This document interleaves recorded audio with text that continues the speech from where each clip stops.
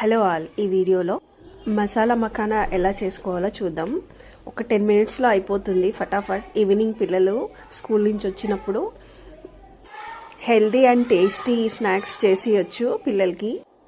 ముందుగా స్టవ్ వెలిగించి ప్యాన్ పెట్టి ప్యాన్ వేడయ్యాక అందులో ఒక స్పూన్ దాకా గీ వేసుకొని అందులో పూల్ మఖానా కూడా వేసి ఒక 4-5 మినిట్స్ వేయించుకోవాలి, అలా క్రంచీగా అయ్యే వరకు.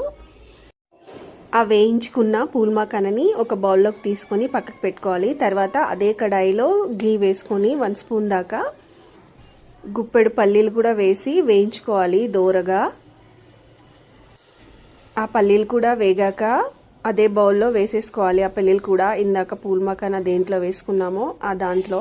ఆ తర్వాత అదే కడాయిలో చిన్న చిన్న ముక్కలుగా చేసుకున్న కాజు, బాదాం వేసుకొని వేయించుకోవాలి చక్కగా, అలా కలర్ వచ్చే వరకు.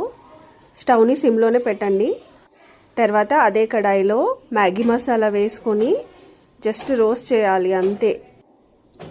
మీరు అవసరం అనుకుంటే సాల్ట్ కూడా వేసుకోవచ్చు. ఇంకొంచెం స్పైసీగా కావాలనుకుంటే కారం పొడి కూడా వేసుకోవచ్చు. ఆ మసాలా కూడా వేగాక ఇందాక పూల్ మఖానా, డ్రై ఫ్రూట్స్ అవన్నీ వేయించుకొని పక్కకు పెట్టుకున్నాం కదా, అవి కూడా ఈ ప్యాన్లో వేసి వేయించుకోవాలి. తర్వాత స్టవ్ ఆఫ్ చేసుకొని వాటిని ఒక బౌల్లోకి తీసుకొని బాగా కలుపుకోవాలి, మొత్తం మసాలా అంతా కలిసేటట్టు. అంతే, ఎంతో టేస్టీగా ఉండే పూల్ మఖానా చిడ్వా రెడీ. చాలా టేస్టీగా